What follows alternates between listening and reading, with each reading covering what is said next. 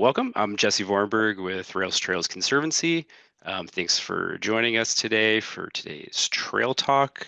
This is our sixth installment in the Trail Talk webinar series for the Bay Area Trails Collaborative. We have a really great panel today with Julie Flynn, Principal at Street Plans, Erica Johnson, a project manager at State Coastal Conservancy. Her colleague is out sick today.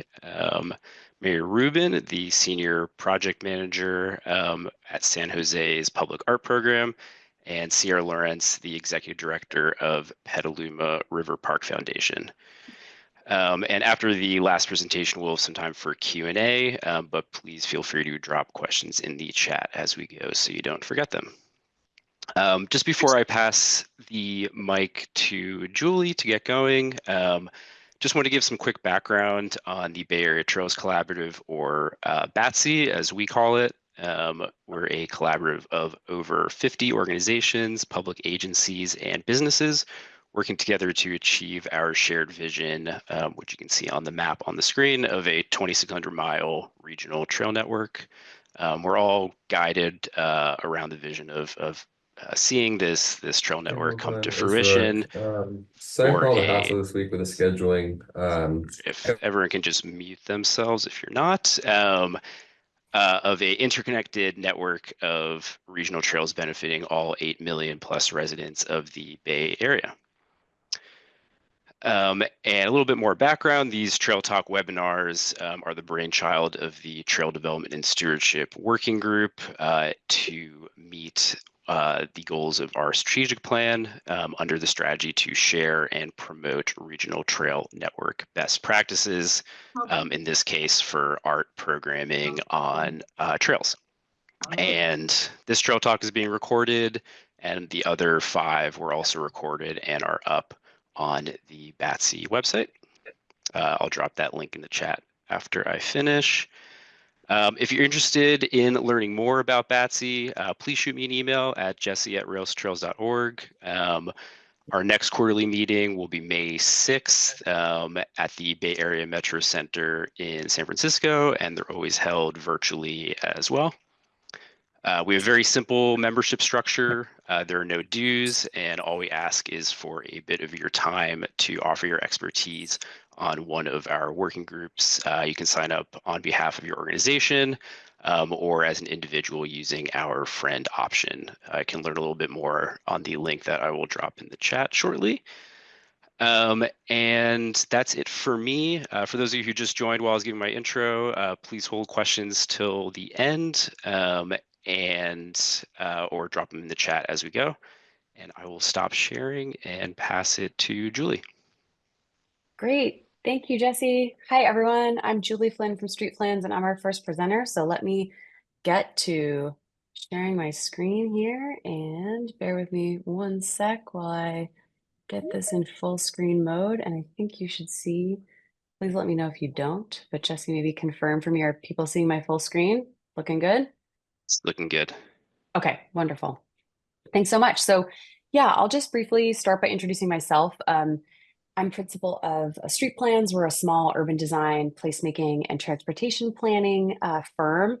And we were partnered and hired, on this project research I'm going to share today by MTC. And we're joined by Lily from MTC, who's the Bay Trail program manager. And I know you all are very familiar with the Bay Trail, but I just thought I'd put the map up here and just, kind of orient in terms of the project team here, just so you sort of know who we are. I'll start, this is primarily a research project. So I want to start by sharing our research question. So, we were looking at, to kind of inform the Bay Trail team's work and just, trail best practices broadly, the research question that I have up on the screen. So how are government agencies collaborating with artists and arts groups to advance equity and foster a sense of belonging in public space and trails specifically? So we were really doing sort of a case study scan here to try to find replicable best practices for collaborations between artists and agencies, really look at how these kinds of collaborations could bring people into trails and public space and enhance their sense of belonging and kind of connectedness to a trail. And then also just kind of explore a range of precedents. So not restrict ourselves just to public art programs where sculptors are showing up next to the trail, but kind of think even broadly about artist and agency collaboration. So that was sort of the assignment. In terms of our process, we started with a lot of background research, looking at both MTC's awesome equity work and the kind of foundation of that, which really highlighted this desire to, of course, complete trail gaps and improve connections to the trail, but also program and welcome people into those segments that already existed, right? And really look at how art could do that. We consulted evaluation reports and kind of any data available for some of the leading programs in the countries that we were researching. But a lot of our work centered on interviews. We talked to around 24 people and balanced that between both artists and community organizations that are working with governments in these innovative ways, but also the agencies themselves. And in those interviews, we were really trying to understand just program overview, kind of how these programs came about, how they're operated, the nuts and bolts of the agreements and sort of how they're run, and then what some of the challenges and outcomes were in a variety of realms.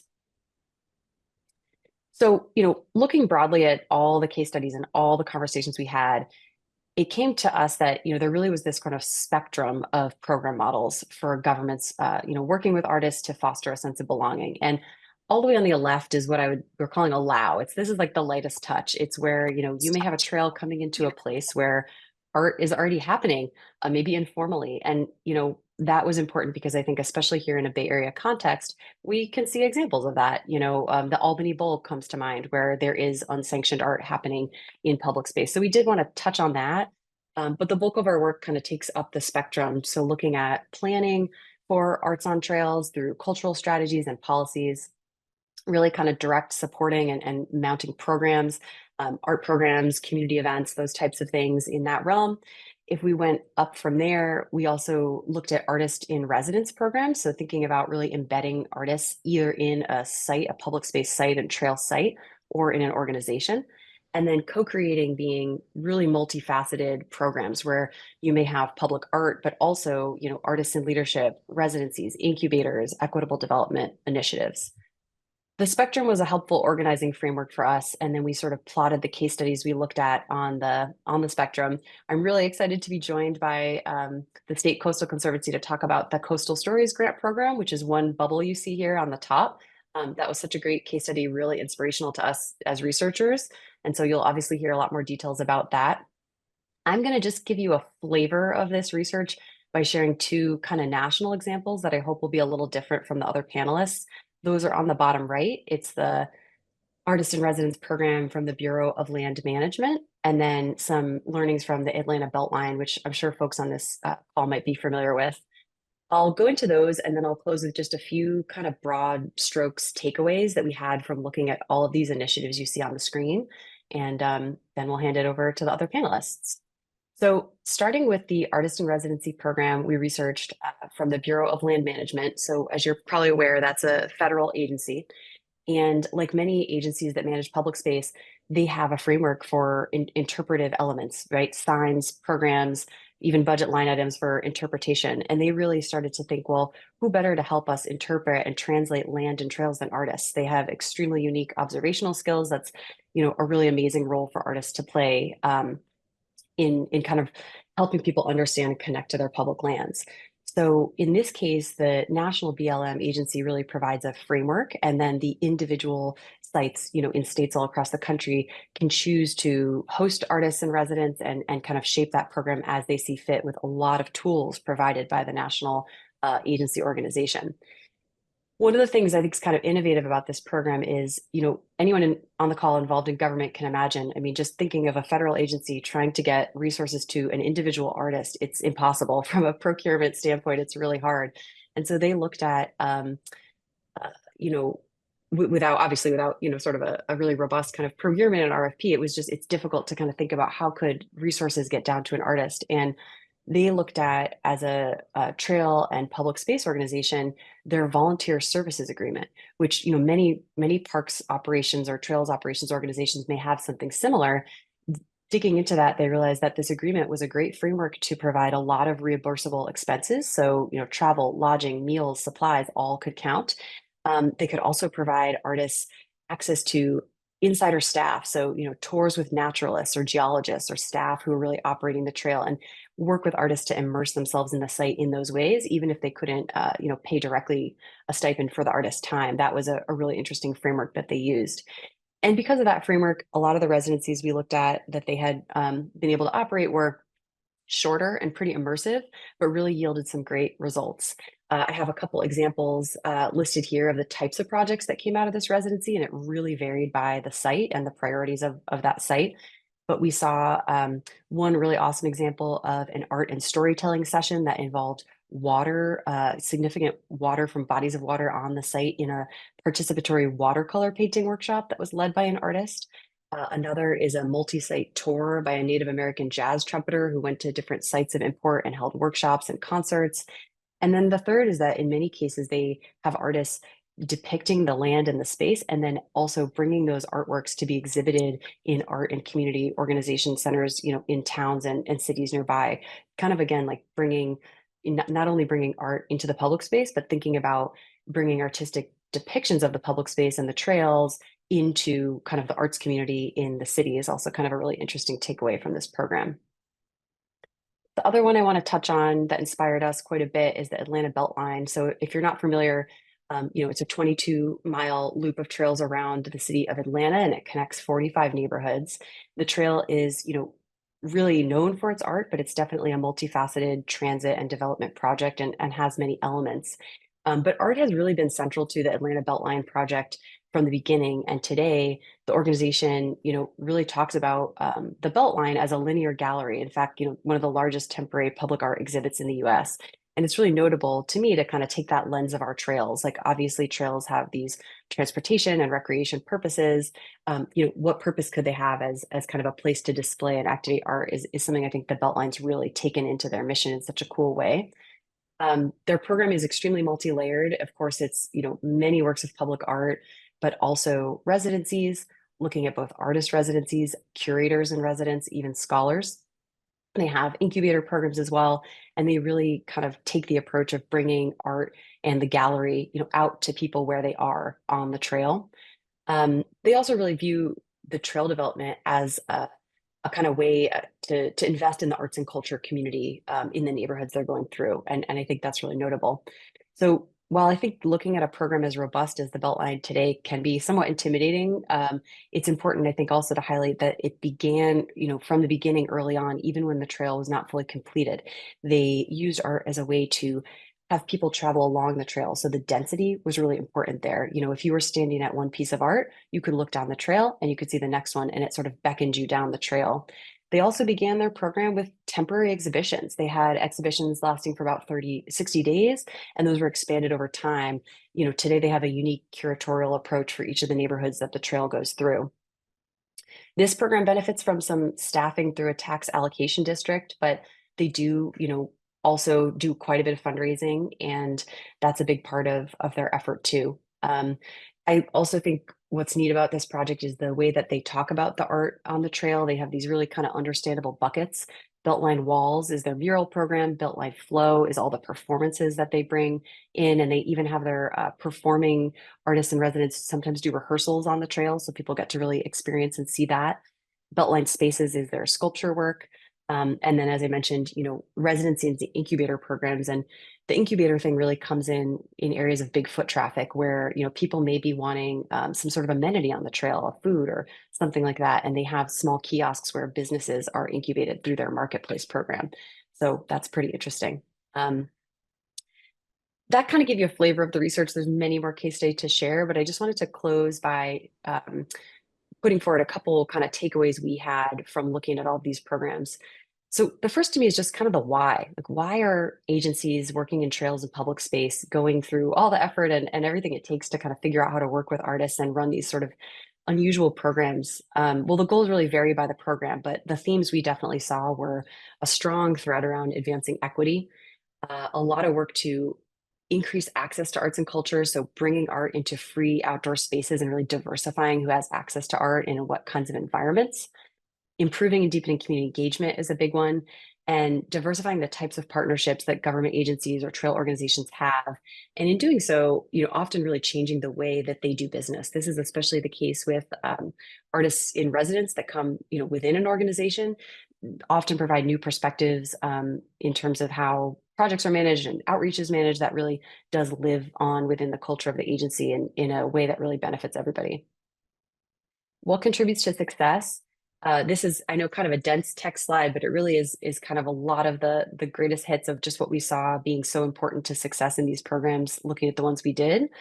First is leadership from a landowning agency. So while they're not the only agency that needs to be involved, if a trail goes through a city and, the specific organization that's responsible and really owns that land being very bought in and a champion is really important. The second one is that so many of these programs had a planning or a policy mandate that they could sort of stand on that really kind of created that foundational directive either to fund the program or to get it started and really kind of connected back to the why. Program champions at all levels are really important, not just staff and executives in the organization and the agency, but also elected officials and the arts community, CBOs and artists. Having multiple funding sources was really important. We saw some great examples of places where people had used existing line items in new ways to fund and support the arts. So I mentioned, that in some of these case studies, and that's definitely, an interesting kind of way to think and look at your budget and your existing agreements to sort of see how arts could fit into the frameworks you already have. Realistic scoping and timelines is important. I think it's worth calling out that artists and art organizations oftentimes have very different just ways of working than government agencies maybe. And so in some cases, these programs were the first types of collaborations for both parties and, moving at the speed of trust and, understanding that the process is actually, in some cases, a really valuable product were all really important. In terms of permitting and maintenance, I think, really trying to, as much as it is possible, take some of that heavy lifting off the artist or CBO, especially on the permitting. And, an example would be creating an internal staff kind of champion who can help someone navigate a permit process versus kind of having them have to knock on a bunch of doors and feel sort of confused about which direction to go. Those types of things were really helpful in getting these art projects done on trails and in an innovative way.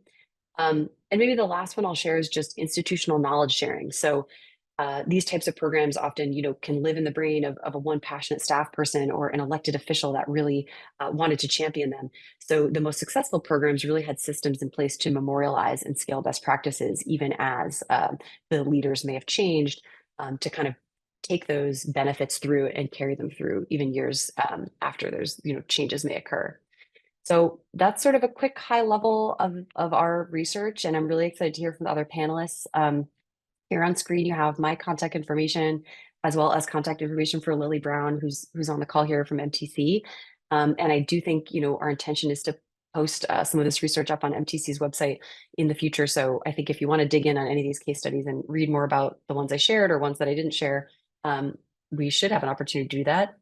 And I'll hand it over to our next panelist with that. Thanks so much, Julie. And now we'll hear from Erica Johnson from State Coastal Conservancy, one of the case studies that Julie looked at in her research.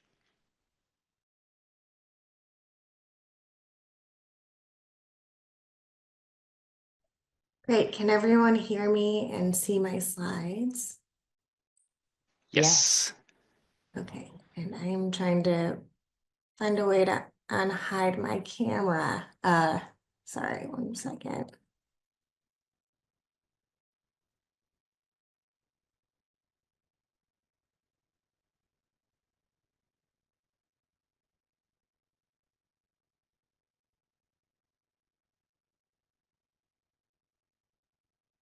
All right, I will just get started from now. Oh, there we go. Thank you.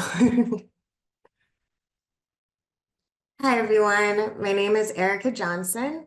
I'm with the State Coastal Conservancy. I'm a project manager with the San Francisco Bay program. My colleague, Shalini Kannan, is also project manager with the San Francisco Bay program. And she is out sick today, so I will be presenting the slides solo, but it was a joint effort. First, I'm going to give a little bit of background on our agency. The State Coastal Conservancy's mission is to protect, restore, and provide public access to California's coast. And we do this using grant funding to implement coastal projects. We work with partners along the entirety of California's coast and up the coastal watersheds. And this includes the 9-county Bay Area. And 75% of California's population lives within our jurisdiction, which is highlighted in green in the map here. And this is also about 1/3 of California's land. At the Coastal Conservancy, we have a Justice, Equity, and Diversity Committee that we nicknamed the Jedi Committee. And in the midst of COVID pandemic, the inequities of access to outdoor spaces were highlighted in such a way that the Jedi Committee wanted to take some action within our agency. So our Jedi Committee read an article published by The Atlantic called 5 Ways to Make the Outdoors More Inclusive and brainstormed ways within our jurisdiction and our means that we can make the outdoors more inclusive. So we found that California's coast has long been used as spaces of recreation, relaxation, and community. However, the European settler perspective dominates historic and interpretive materials about these outdoor spaces. And so we resolved that to make California's outdoors more welcoming and inclusive, we wanted to increase the representation of people of color and historically excluded groups by amplifying their voices and perspectives and stories in outdoor spaces as well. One of our areas of work is public access to outdoor spaces, as you saw in our mission. And this includes building trails, parks, and also public access amenities like interpretive centers and signage. And so we came up with a pilot storytelling grant program that met our needs, and just wanted to say briefly that this was unique for our agency to really focus on the interpretive aspect of restoration and outdoor projects. And so just being able to find alignment with our mission and fund sources to be able to focus on that was really special and critical to being able to implement this program. Okay, so for the Coastal Stories Grant Program, we funded projects that develop and deliver art and storytelling installations and other physical materials that represent communities and voices that may include but not limited to Black, Indigenous, and people of color, people with disabilities, immigrant communities, low-income communities, and other historically excluded communities. We allowed the community to make the case during our program. So we had 3 grant rounds and funded 24 projects. We funded 18 community-based organizations, 11 as direct grantees and others as partners to fiscal sponsors or landowners or nonprofits. And then we were able to provide funding to 17, provide funding through 17 projects to tribes and tribal organizations. So we had 3 tribes as direct grantees and others as partners to landowners or nonprofit organizations or fiscal sponsors. So almost half of the projects provided funding to both a community organization or a tribe or tribal organization. Our program priorities were to promote a sense of belonging in outdoor spaces by presenting perspectives that include communities of colors or other historically excluded communities, engage representatives of communities of colors and communities of color and other historically excluded communities to develop and share their perspectives and stories, and to improve educational content in California's outdoor spaces by correcting one-sided histories or retelling stories in a more appropriate and inclusive way. And then we also encourage the use of creative forms of community engagement. And we also encourage creating stories that are free and publicly accessible for the community and the intended audiences. And you'll see throughout the slides, although we've focused on Bay Area projects, we've provided some examples of the artwork that has come out of various projects throughout the coast of California. So what are the priorities that we feel promoted placemaking? First, we looked for strong community leadership. So community-based organizations, community advocates, and other types of storytellers were the best to be able to share the underrepresented stories of California. And where possible, we prioritize funding community-based organizations directly. And we required, if we weren't funding them directly, that landowners partner with community-based organizations and tribes for this grant. We also highly encourage coalition building between community nonprofits and landowners. While community-based organizations will be the best to mobilize community, identify the needed stories, as well as tribes being able to mobilize their community and identify the story that is needed. Landowners and nonprofits at times were the most able to navigate the logistics of implementation, permitting, and the maintenance that's required in our grant agreements. So we also required that proposals show budgets that, quote unquote, put their money where their mouth is. So in proposals, we needed to see that their budget would pay for community participation. We needed a well-defined and budgeted community engagement process. And we looked for a lot of evidence that there was relationships established with the community and tribe in question via consultation. We see those partners show up in a consultation with us or letters of support and things like that. So now that I've gone over the grant program, I'm going to share a few examples of projects that the program has funded in the last few years that incorporate storytelling and art along trails. With our priorities requiring projects to be in publicly accessible outdoor spaces, projects along trails were actually a really great fit for the program. And also, we saw that many trails were already designed to access meaningful or special spaces and natural features that the community felt connected to.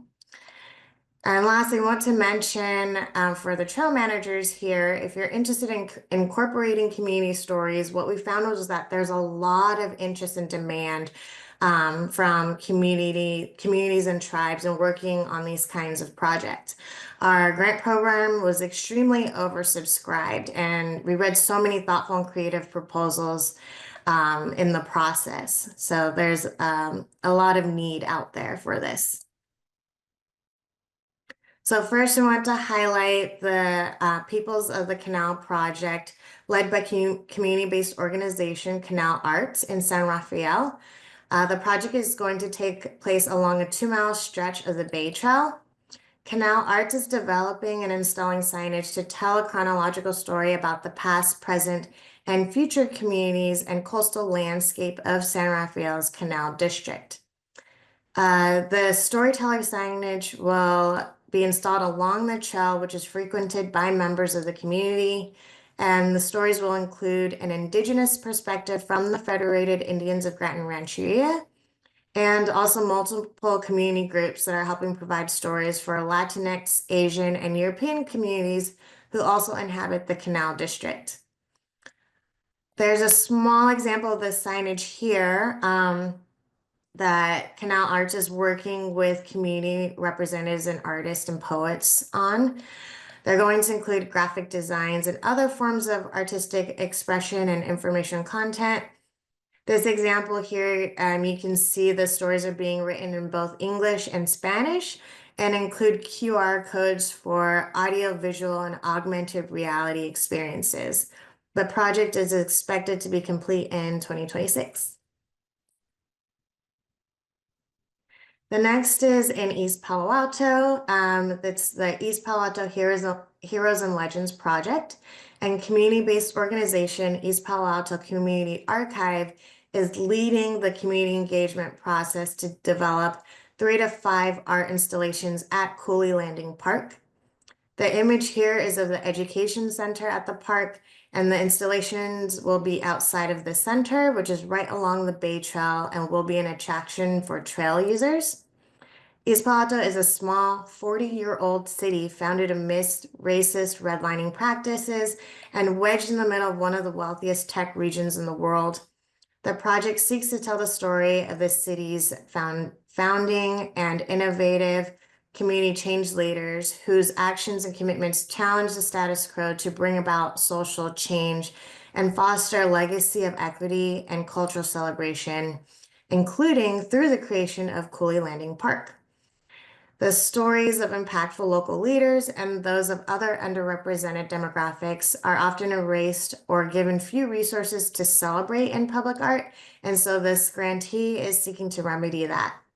To execute the project, they're forming a community public art committee to help develop and implement the public art process.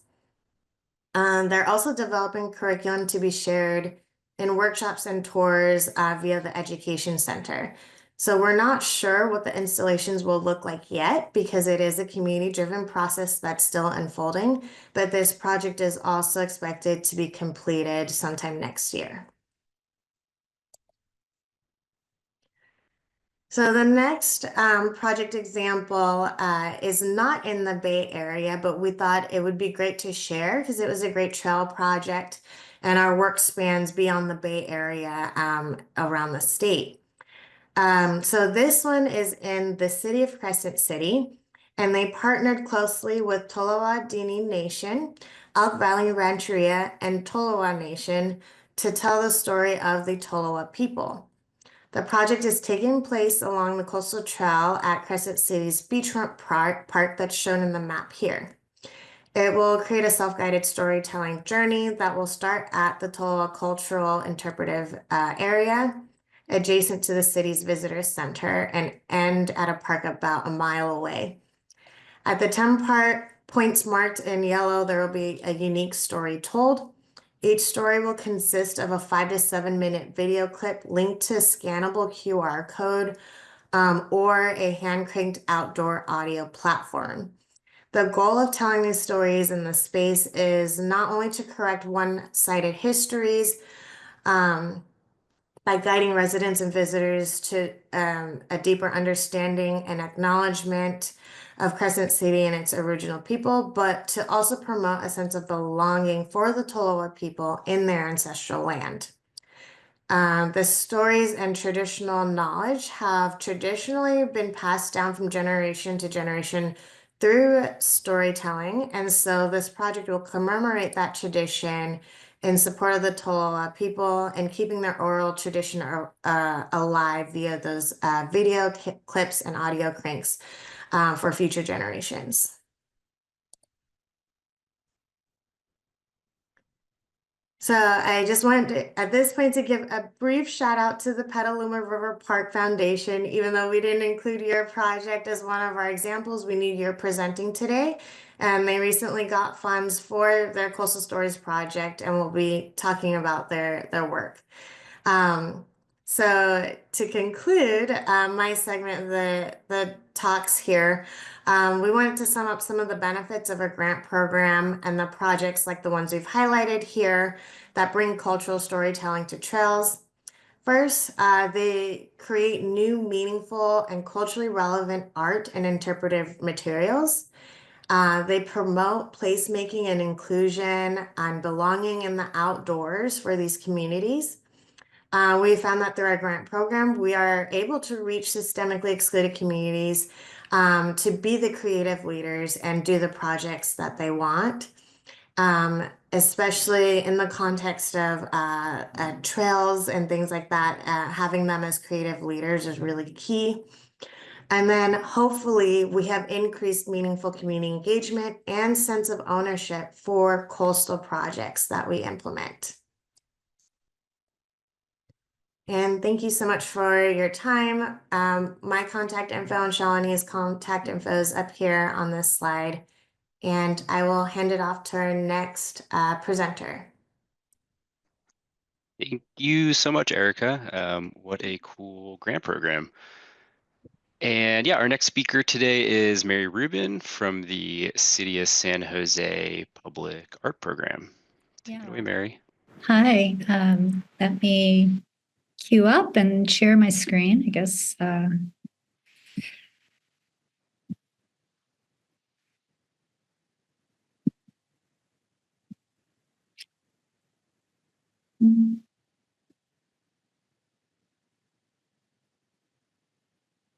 There we go. So these have been very inspiring presentations to me. Just a little bit about me. I've been a project manager, a public art project manager at the City of San Jose's public art program for over 2 decades. I come from real estate and construction project management. So typically my project groups are large infrastructure projects. And I was asked to do this talk when Michael Ogilvy, who is our director, was out of town. So this has been a really interesting exploration for me. And, you know, I had some interesting kind of realizations going through our work along the trail. So I hope to be able to talk about that. So just a little bit about our program. The San Jose Public Art Program is part of the Office of Cultural Affairs, which is part of the Office of Economic Development in the City of San Jose. We currently have over 300 artworks in our collection, 40 active projects, 4 gallery spaces that we manage, and 4 full-time employees. So it's a lot of work. And it includes perpetual maintenance and conservation on all the artworks that are in our collection. So I understand that process is part of what we're talking about today. Our funding mechanism is predominantly a percent for our ordinance. We do have some grant funding, or we have had some grant funding in the past. We do a lot of work cultivating partnerships, and we have consultant contracts specifically right now with the Valley Transportation Authority and the county. And also, I think maybe it doesn't go without saying that public art, nothing in public art is arbitrary. We have guiding documents such as the Public Art Master Plan, and the economic development strategy, which I'll talk a little bit about later. And I think it also bears on this talk that we've had very little funding from our trail development that has contributed to the work we've done along the trails. Let's see. Okay, so we are focused on high impact art and placemaking, which doesn't necessarily mean iconic artworks or iconic scale. The work is throughout the city, both downtown and in the neighborhoods. And the outcomes we seek focus on aligning our project goals with our client departments and animating the city through creative placemaking. Partnerships and leveraging funding is an important part and consideration in the work we're doing. We're thinking about that all the time. And just a little bit about our process. So after we identify a project and funding, we have a request for qualification. We have a fairly extensive artist selection process that includes contracting, project management, of course. There's a foundation of community engagement that runs through all of our projects. Then, of course, there's a design development process, artist fabrication, installation, dedication, and again, I can't stress it enough, the conservation maintenance. One of the things that I thought was very interesting when I was kind of thinking about this talk is if we had guiding documents for our trails. And yes, we do. We had something like 10 guiding documents in terms of master plans citywide. For public art, we have 2. And I'm not going to read the slide, but I think it is just interesting that it is about, it always has been so much about the things that have already been talked about, creating awareness of our natural and cultural elements, fostering innovation and excellence in our local arts community, and really trying to establish the trail network as an art destination. And in terms of our work, I think that even though we haven't had funding associated with the trails, the trail is a valuable, the trail and the Guadalupe River, and I'll show this in terms of a map, are places of value in the city. And so we focus on them. Just some more about our master planning, celebrating the natural environment, supporting the functions of the trail and the program. So again, I'm focusing on the Guadalupe River Trail, but we also have the Coyote Creek Trail that runs through the city, and that has some beautiful gems of projects, but there's too many to talk about. So here is a map of our downtown. Somebody said to me when I was putting this together, gosh, it looks like, where's the trail?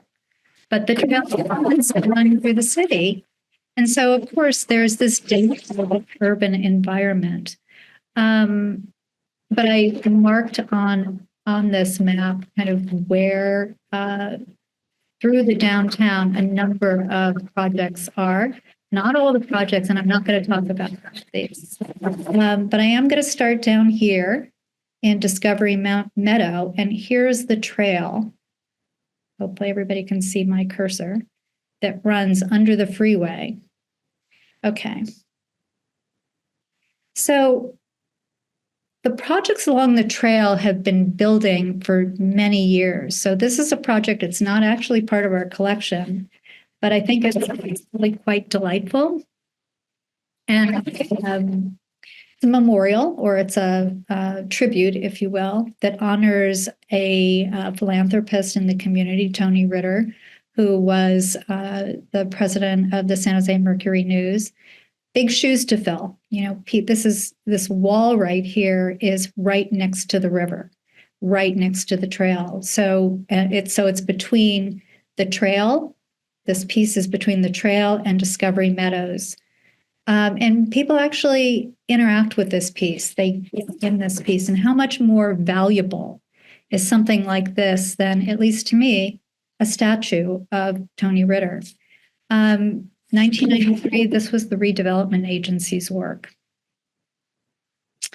So again, not part of our the work that we did, but what we supported it in partnership with funding and with an approval process. This is also in Discovery Meadows. It's on the exterior wall of the Children's Museum. It's called Sophie Holding the World Together. It was commissioned by the San Jose Museum of Modern Art in collaboration with the Propeller Group Art Collective, Empire 7 Studios, and the Children's Discovery Museum, with support from us, as I said. We have a mural culture in San Jose. You'll see a number of murals in this presentation, but it tells the story. And the artist was El Mack, who is a very renowned street artist. Or muralist, excuse me. And it is Sophie, who was a 7-year-old activist for immigration rights. And on one hand, she's holding this beautiful lotus flower. On the other hand, she's holding the world. Veterans Memorial. So as you go from south and Discovery Meadows north towards the downtown and the Adobe headquarters, which you'll see in a moment, is this beautiful memorial that was an initiative of the community that funded a huge international competition. Manhattan Projects won the competition, and it was dedicated in 1997. It consists of 76 flags on 30-foot poles that represent military personnel in formation. They also reflect the tiers of white headstones in military cemeteries, and the white flags represent anonymity of each who serves, and white is a sign of peace. And with all public art, there's always controversy, and there was a lot of controversy over whether it meant peace or surrender. There is an etched glass panel that you can see in the distance. And that panel tells the stories of people through excerpts of their letters to home. And there are figures in the panel that cast shadows on the pavement in front and or behind, depending on the time of day. That wall does get vandalized. I guess asked about this quite often. And that has been one of the perpetual conservation efforts that we have been working on for many years. And we're pretty committed to keeping it up. So it always looks pretty beautiful. A very simple project is the Muwekma tribute, and it marks one of the entrances to the trail. So the trail is right here, and the steps to the trail. These are coyotes. So the Muwekma, the entirety of the piece, are these coyotes, eagles, and hummingbirds. So it's telling a story of that's very important to the Ohlone tradition. The coyote was the father of the human race, who was responsible for creating the people and teaching them to live properly.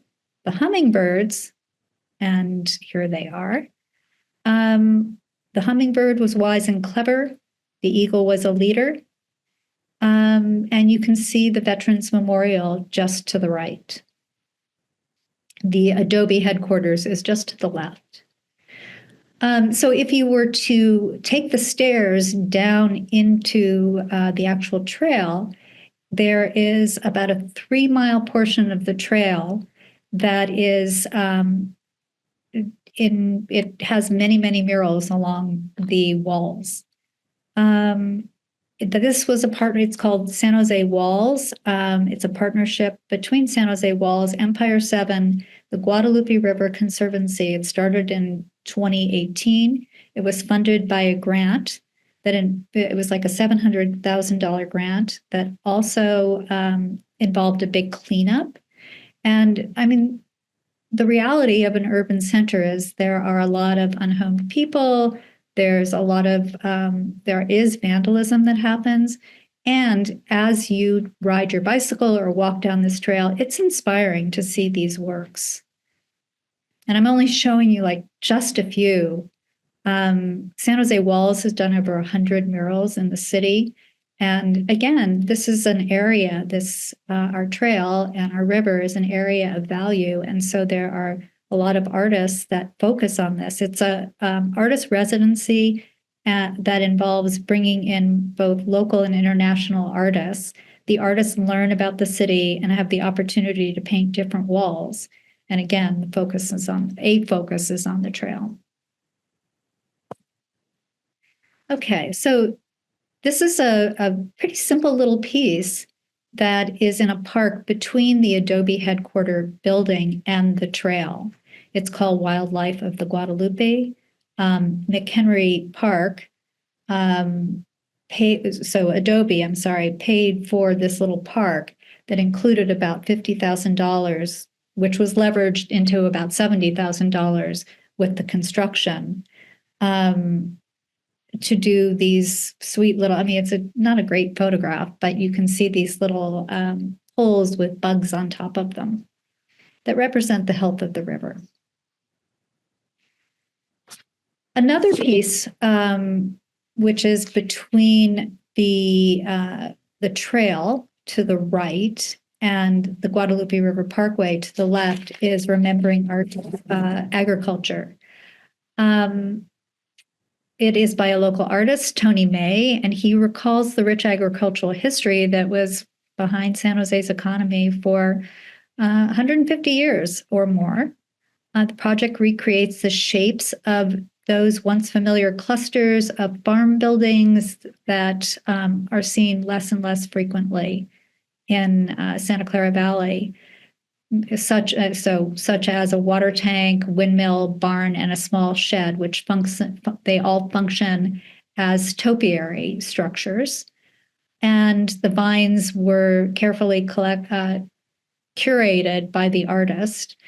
One of the things about this project is that it often either gets overgrown or burned out. So we're doing a lot of thinking about kind of how to maintain it best going forward in the future. That said, it is a much loved project. The artist also collaborated with a poet, and in the surface of this plaza, there are stories of our agricultural history. So across the street is called the Weaver's Gift. It is another tribute to the Ohlone people of the area.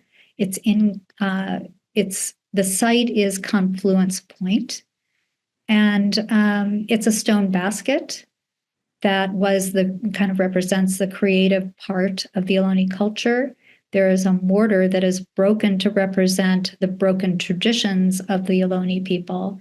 And the 54 tribal groups who originally inhabited California in the 18th century are inscribed on pre-existing granite seats that you see them in the distance here. There's also an unfinished coiled basket inlaid into the paving with inscribed text that speaks to the history and future of the Ohlone people. In 2020, so all public art needs to be maintained. And in 2020, there was a homeless encampment that was happening right near this piece, and they used the stone basket as a place to build a fire, and it shattered this huge 60-ton sculpture. So we just finished having it restored. Not restored, we refabricated it.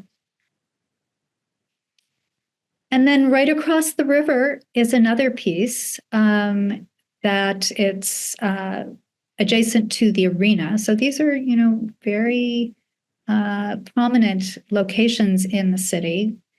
The arena paid for this piece called Five Skaters. And this was the first piece I worked on in 1996 when I started.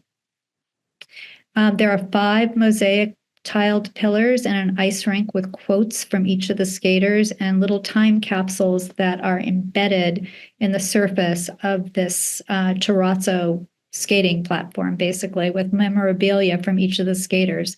And then right here in the foreground there, which I didn't really capture in this photograph, there are 3 winner circles. So like the Tony Ritter's shoes, people can actually get up here and have a Kodak moment or can take a selfie of themselves on the winner circles. Okay, now I'm going to move out of downtown and I'm going to move north and talk about 3 projects. The first one is at the airport. So if you've driven into San Jose, you've probably seen this huge piece. It is basically the gateway to the city on the east end. It's on the east side of the airport's consolidated rental car garage. It's the hands of 53 Silicon Valley residents on this 1,200-foot wall created with plastic pixels affixed to the architectural metal fence, which is like cyclone fencing. I'm showing it from this angle because thousands of people see it every day driving into the city. And I want you to imagine, instead of this, it being a prefabricated concrete panel that went across the entire 1,200 feet, because that's what it was to be. And when we're talking about leveraging funding, this piece, as you can see here, this is in fabrication because that entire piece goes around that nose of the building. So in order to accomplish this, it was a partnership between the city and the airport. There was no funding from the consolidated rental car garage. This public art program paid $100,000 to engage an artist to work on the design team. They pulled out of the base project contract the cost for this facade, the concrete facade, and instead took that, it was over about $1 million. And instead of concrete, it became these 2 layers of architectural metal fence. Here you can see it again at night. shows a little bit about the scale. And in a warehouse, because I managed this project, I thought it would be interesting for you to at least see this technology. The airport is branded under an art and technology program. And art and technology didn't mean computers and screens in this case. But the point is that you can see this entire amazing wall from the trails, and it's very iconic. And those hands are not just any hands, they are hands of Silicon Valley people. And everybody has a story. Okay, moving on to the next. In 2005, a San Jose resident was walking his dog along the river, and just north of the airport, he found the Tuscan skeleton of a mammoth. This is the artwork that was created. This is about $200,000 of funds from the trail. It was by Freya Bardell and Brian Howe. It was also a tech, although it doesn't look it, it was a tech-driven design. It's 12 feet of just bent piping that they built in layers to create Lupe the mammoth. And that's right along the trail. And then finally, this is as far north as we go, because at that point we're in Alviso. This is by Buster Simpson method. So it is like a microscopic image of methadogenic microbes. It's actually as seen through an electron microscope. And the microbes are the invisible workers that power the plant. So this is the cogeneration plant, I'm sorry.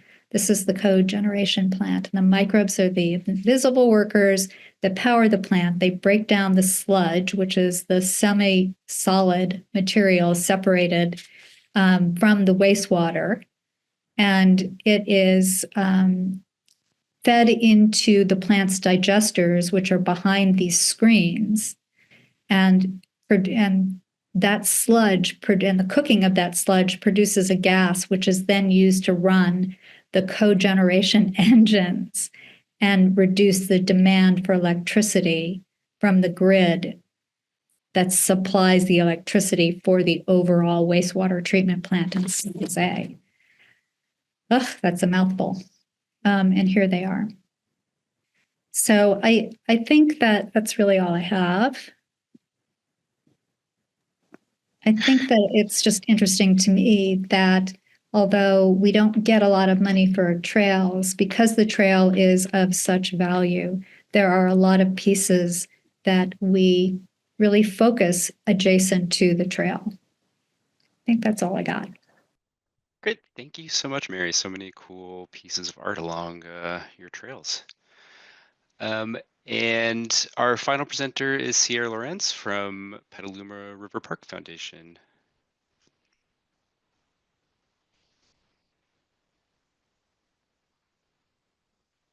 Trying to unmute. Hi, good afternoon, everybody. It's really wonderful to be here. I'm Seair Lorentz, Executive Director of the Petaluma River Park Foundation. Pronouns are she and her. Let me get my screen sharing here.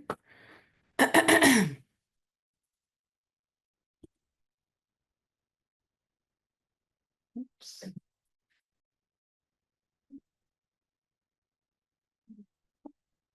Hold on one second. It's not cooperating. There we go. Okay, everybody see that? Yes. Okay, cool. Thanks. Well, it's appropriate that we're going last in this presentation. It's been super wonderful to hear from all the presenters so far, because y'all are a lot farther along than we are with what we're looking to do up here in the North Bay. And I was taking notes furiously from lessons learned.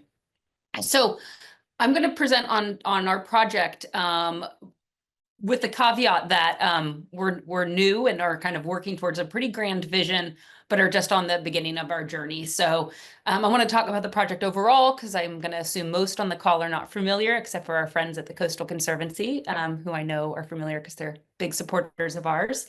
And so we'll give you an overview and then kind of trying to pull out the pieces of the overall concept that are specific to art and culture and where we're at. So thank you. So we here up in Petaluma, which is in Sonoma County in the North Bay, just about 45 minutes north of San Francisco, have the opportunity of a lifetime. There was a incredible amount of open space in the heart of our city that had become open space when the industries that had been dependent on the river for decades have now transitioned to different locations. It's this incredible opportunity of really a large amount of acreage in the urban core of the city coming up onto the open market. And our organization was able to successfully fundraise starting in 2019 to acquire the first bit of land, which is the peninsula that you can kind of see in the bottom right in the foreground. And last year, we're able to acquire an additional 38 acres for a total of 65 acres in the middle of the city, all riverfront property. Now under the foundation's control. We are a nonprofit organization entirely reliant on charitable contributions and our incredible public supporters. But we own that land ourselves as a foundation, which is unique for a public park project. Yes, and so we have the support of over 900 donors. I mentioned the land, and we've been enjoying a pretty remarkable tidal wave of public support around this project. And excitement. So the mission of the Petaluma River Park Foundation is to meet our vital need for shared space that connects people, art, and nature. Our vision is that when we succeed, the river park will be a vibrant, welcoming place that fosters a love of nature, sparks creativity, and unifies our community for generations to come. And I often start my presentations with evidence of why parks are of benefit, but I feel like I'm preaching to the choir here with this group. But I will say that, since starting this project 5 years ago, new parks were great and had numerous benefits to the community.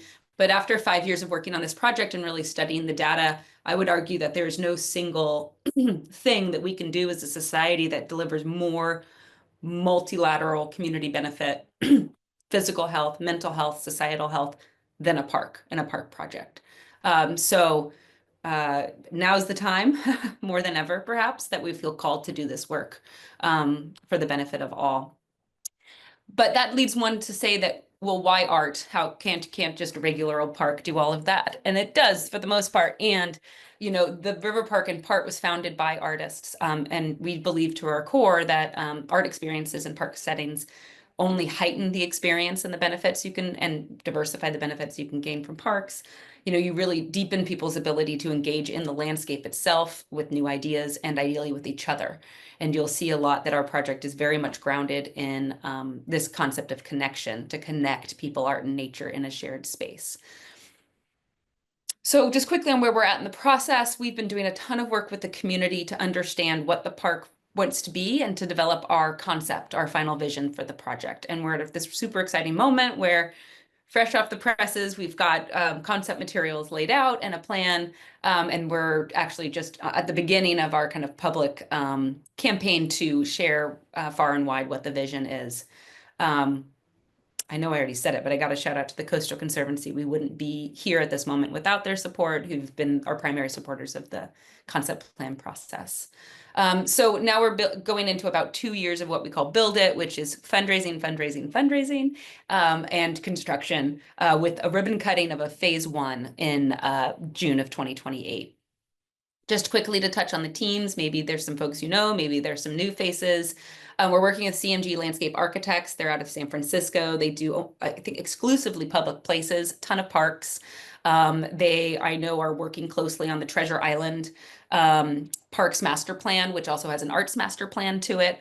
So that's a big, exciting project. They also had a hand in the re-envisioning of Mission Bay in San Francisco, which was like a 20-year multiple site development project that some of you might be familiar with. More locally, we also have Prudensky Chatham on our team. They are a Sonoma County-based organization, and they landscape architects as well, but they are deep experts in the ecology specific to Sonoma County. And I'll just say that this is a good time to mention that our project is at once an open space restoration project and an urban park.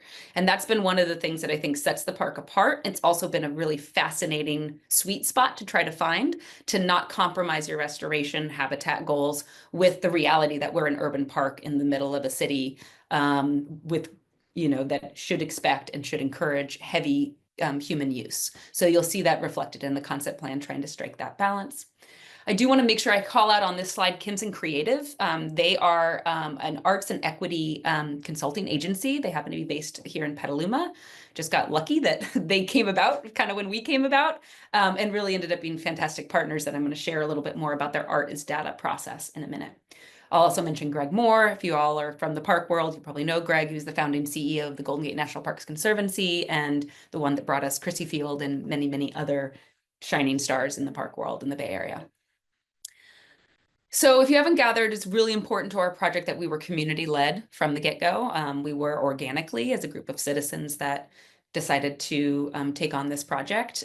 We also quickly realized that our small set of who we were and who we knew weren't going to be able to succeed in a fully inclusive park that serves everybody. So we've engaged in a really pretty intensive process to understand how the community can best benefit from this park creation project. So we took this pretty simple equation. We are looking through the lens of the organization, right? Always shared space for people, art, and nature. We took quite a bit of time and did extensive site analysis of the land itself to understand its unique opportunity as a riverfront parcel. Interestingly, this part of the Petaluma River, which I should have mentioned, is actually the most northern tributary of the San Francisco Bay. So it is tidal slough, really. So we are part of the bay, and the water is brackish. But this particular part, the downstream segment of the Petaluma River in the city, has been changed dramatically since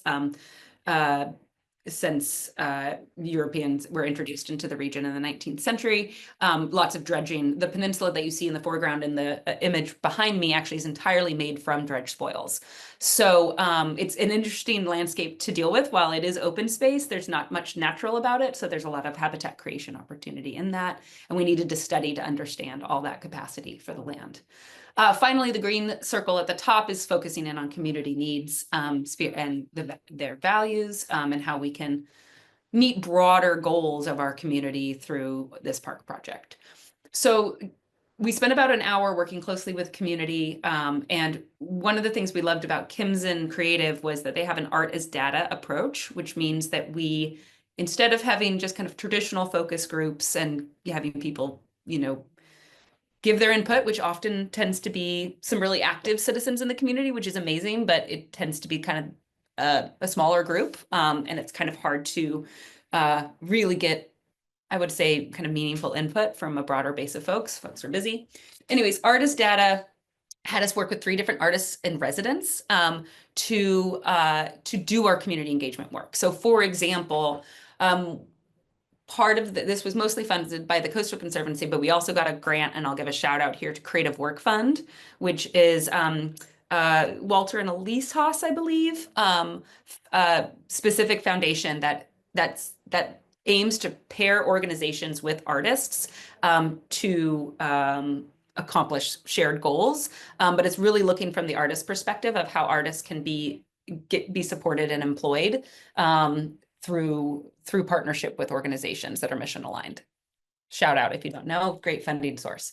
Artist Data brought in 3 different artists in residence. An example is one is a woman named Kayada, who's this incredible 7th grade English teacher, also a hip hop artist. And we did a whole series of poetry workshops. And you can see in like this bottom left and the image right above it, those are examples of some of our youth engaging in this workshop, writing a villanelle about, what a park could be for their community. And while it was a ton of fun, we also treated it very seriously and as data, and went through a rigorous scientific methodology, analyzing that to produce, I didn't list them here, but to produce a set of guiding principles that are guiding the design and the operations, really, and the programming for the park itself.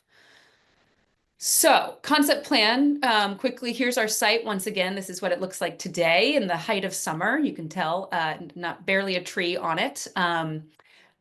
But in the future, we are looking to restore habitat dramatically. The community was really quite clear that while we are an urban park and they want urban, things to do with the park, the opportunity here is to be a natural refuge within the heart of the city.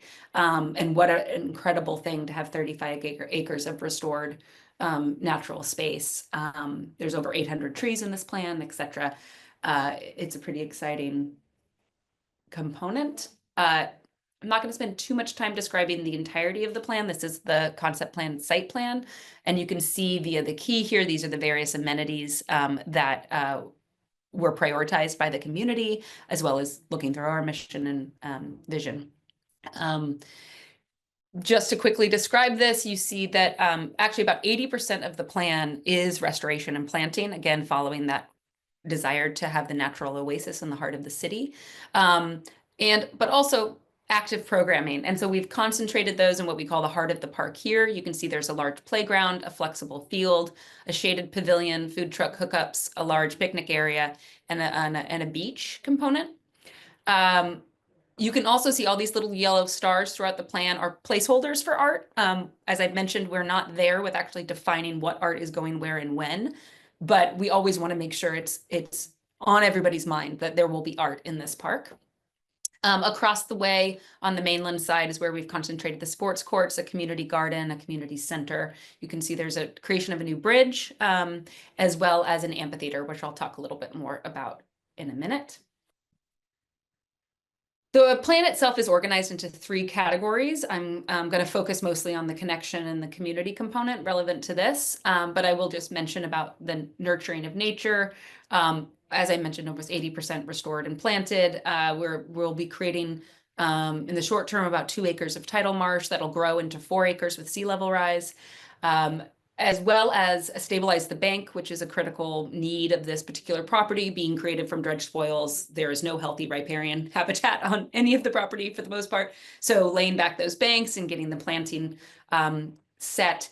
And then in addition, the opportunity for upland habitat. While historically this whole area was tidal marsh, given how actually the high elevation of these properties, given the adulteration throughout the centuries, we have an opportunity to do kind of mirror the surrounding countryside with oak woodland, oak savanna, riparian, and some pollinator habitat, and really stressing a native planting palette. Okay, the other kind of core organizing principle of the plan is this idea of connection. I mentioned so many times now that the park is open space, but it's in the heart of the city. So you can see here on the map, and hopefully you can see my little blue cursor, is that the park is directly across from the SMART train station. That's the new North Bay regional train that you might be familiar with that's growing every day. Also our city bus transit mall. We're just a stone's throw from the 101, and we're walking distance from downtown Petaluma, which is the main tourist destination, as well as used daily by local residents. And you can see on this map, even though it's a little crazy and very colorful, kind of not only will the park itself have trail systems within it, but it is going to enable the completion of multiple other regional and citywide trail visions. So the first is the river trail, which is the Petaluma River Trail, which is a citywide trail. It's been in the works since 1996. We've been trying to get these pieces, and we've got a lot of pieces there. You can see the solid pink line representing that. The bridge and the connection between the properties that we manage will connect downtown and the northern portions and Lynch Creek, if you're local and you know these things, to the southern park system, where we have Schwellenberger Park and Ellis Creek, which are large wetland restoration public access projects. And so we're talking off-surface streets on your bike or jogging for miles along a riverfront trail, which also really helps with the city's active transportation goals, given that we have some very problematic high injury corridors throughout the city that makes biking and even walking dangerous. So that's exciting. And then also those on this group will be familiar with the Bay Area Ridge Trail, which also runs through. I've come to learn that Petaluma is a problem child in all these regional trail systems because we have a freeway, a river, and railroad tracks. So it's hard to get through. And so the creating trails on this property will really help with Bay Area Ridge Trail, Smart Pathway, and also the San Francisco Bay Water Trail, which y'all are probably familiar with. That is the accessing, traversing the bay through small craft, through water trails. The other kind of connection for success, and I made this slide, so forgive me, it's wild. But I was trying to emphasize how much existing public art are in this immediate locale. And so one of the active conversations with the city and others in the arts community locally is to create an arts district here in Petaluma and to define it. And the River Park could and would be kind of an anchor of that vision. But I just want to demonstrate what's already existing around us. We have the Petaluma Arts Center, which shares a building with the Smart Train Station. And a new piece by artist David Best, who's renowned artist, Burning Man temple artist, was just installed on the river trail, just half a mile up from our site, maybe a mile. David Best River Arch. There's a festival that already happens on the peninsula called Rivertown Revival. Some kind of call it Burning Man Light, super fun performing arts and visual arts festival. There are multiple artist studios here in this region, just across the river in the old warehouse district is not, it's probably surprising. And I'll also just mention on this over here on the right, this is a work by artist Mark DeSuvero called Huru that was contributed as actually one of the very first pieces of this project. It was committed to the project by a local family, and that was installed a year and a half on the park property and exists and is a 38-foot tall kinetic sculpture that is pretty exciting. So the opportunity here to go further together with the art in the context of art is really apparent and is an exciting opportunity. So just to quickly kind of thinking about that third organizing principle of the plan is really about connection with community. The plan has a variety of things that you can do at the park. I already kind of described in the heart of the park here, the concentration of amenities around playground, food, beach access, sports courts concentrated on the mainland and the amphitheater. Just to kind of give you a taste of what that looks like. Across the design, we're really focused on being as multi-purpose and flexible as possible. We're trying to be future-proof, right? We want this park to be relevant in 150 years, just as it will be in 3 years. So, you know, while pickleball might be reign supreme in the sports court world right now, we're envisioning multi-stripe, kind of flexible things that can be restriped in the future as things come and go. And another kind of core component of the plan of what people can do is connection to the river. We heard this loud and clear from the community. You know, the reality is that the riverfront has been privatized in Petaluma since the colonial period. We have like literally quarter-acre parklets, right? And that's like the touch you can get on the river. And so putting the large amount of land of the riverfront back in the community's hands, people are really excited about that. And the design we came to is kind of this idea of a perched beach. You can see this example here in the bottom photo that's across from the Giants baseball stadium in Mission Bay in San Francisco. One of the reasons for perched beach, if you care, is being on a tidal body of water is it helps having that protection between the water and the actual beach helps keep the sand where you want it, which is on the beach and not in the river. Okay.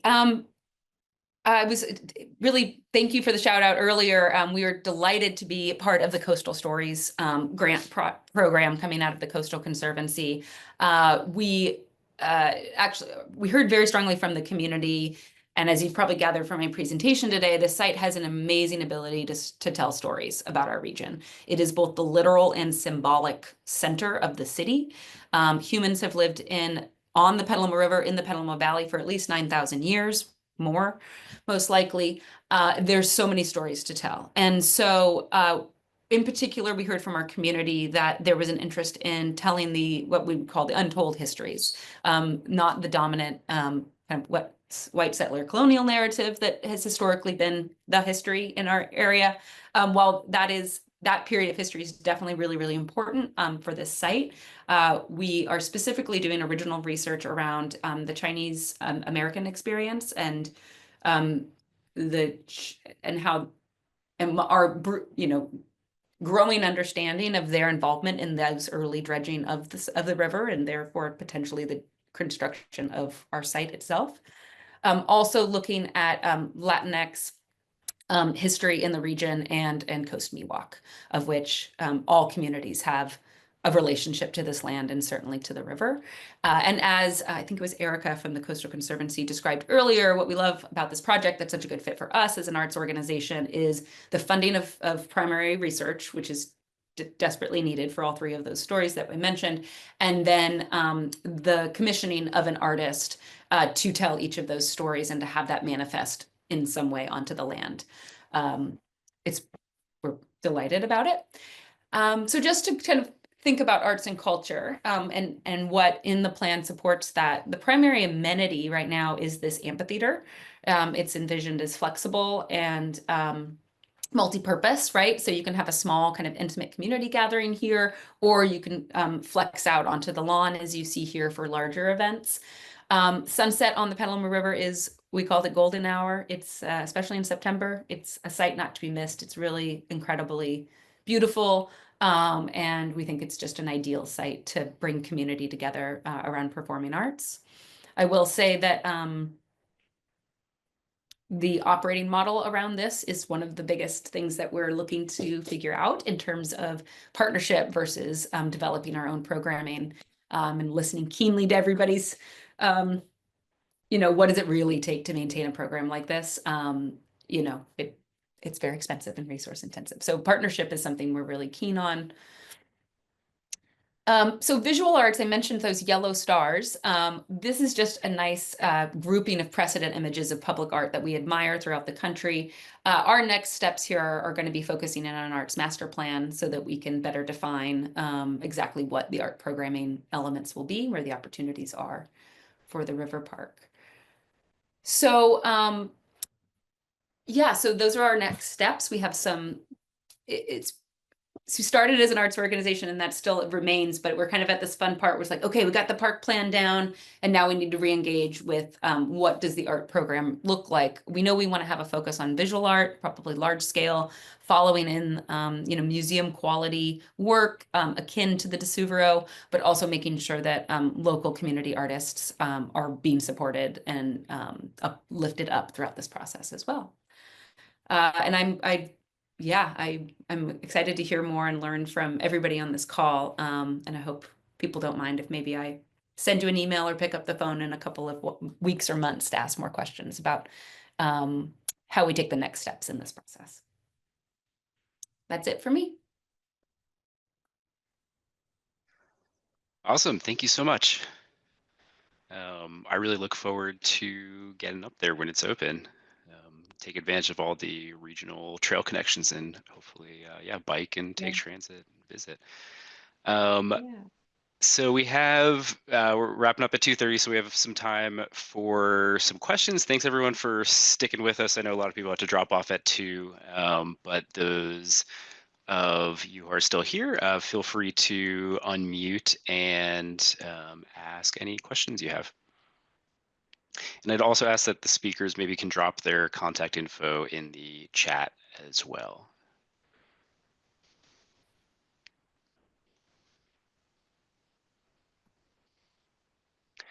Yeah, go ahead, Michael. Okay, I'll go first. Well, thanks everybody for, number one, let me thank people for attending. We had people, normally, most of you know, we only do this 1 hour.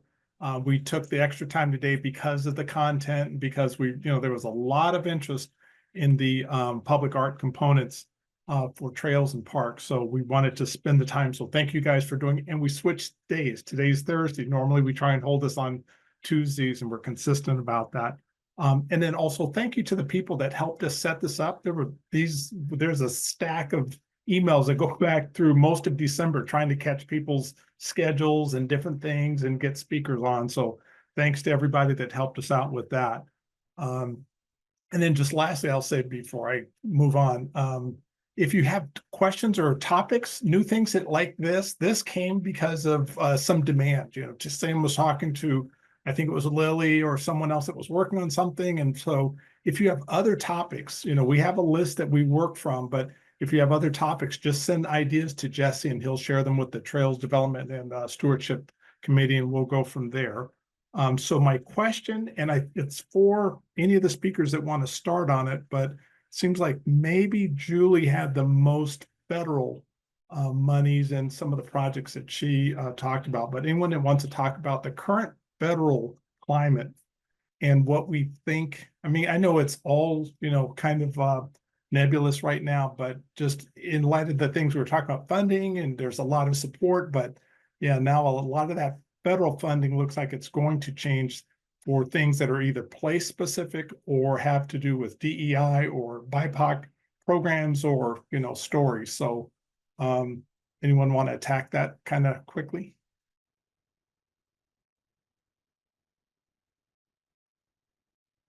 I can say one thing, if this is helpful. I mean, I will just say that, like, I think one of the last, like, best practices that I pulled through with all of these is that, this is a moment of a lot of political change and transition, and that happens with these programs all the time, sometimes in micro ways. There may be an elected official or someone who's really supported a program, and that person changes, even if it's not as dramatic as what's occurring now at the federal level. But just that I think it sort of underscores the need to do whatever can be done to institutionalize best practices and knowledge so that, that lives in the brains of many different staff people. And I think that is really important. And I also think I don't know, maybe I'll just say that for now. I don't know, we're not like receiving grants on specific projects. So I think others may be able to speak more to how it's impacted their program. But I just want to highlight that because I think it was something that came up even prior to the administration change with some of our case studies.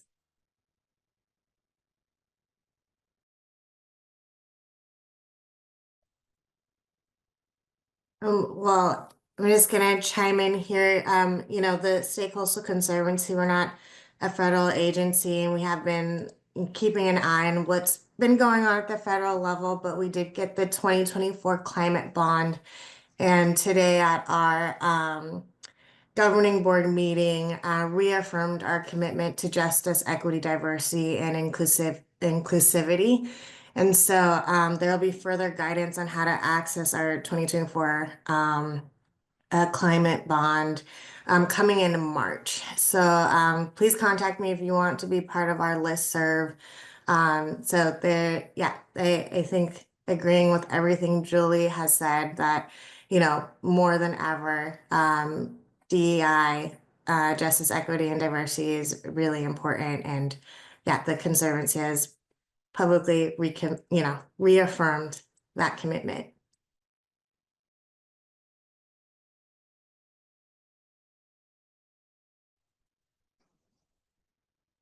Any other questions? I have one, but I want to give other people time. Okay, I'll go. Seair, I was interested in. I noticed on the plans for Petaluma River Park that there's a smaller than usual parking lot, which I think is great. Like, I think often sometimes parkland open space gets taken up by a huge parking lot. Was that a big consideration, something that was pushed back on at all? I also saw it said temporary. So curious if you can talk more about that. Yeah, it might have looked small, but it's a 100-car parking lot. Okay. And we have not gone through our CEQA and gone through our SPAR with the authorities at the city. So I know parking is going to be something that is going to be hashed out. And it's, as probably many know, is a really tricky one because from trying to transition to a more climate resilient modes of transportation, there's, at least in our town, there's a lot of pressure to reduce parking. And at the same time, we know that especially our most vulnerable communities like seniors are very reliant on driving still. So we're going to try to find that balance. The parking lot was labeled temporary because we're taking a phased approach to the mainland side where our park plans don't encompass the entire property. And so the parking lot is on this kind of temporary, and because of the nature of a gravel lot, it might shift or become something or go underground of a building in the future or something like that. But access is really critical. And you'll see that currently we have access to the site through existing city park that has, I think, a 12-spot parking lot. Absolutely not sufficient. And so the bridge to the mainland side and creating a new entrance and expanding the access is a really critical component of the project, and will probably be the lead thing that we need to focus on in our first phase. Thanks. We're at 2:30. Sam, for one more question if anyone has, otherwise we can call it a afternoon.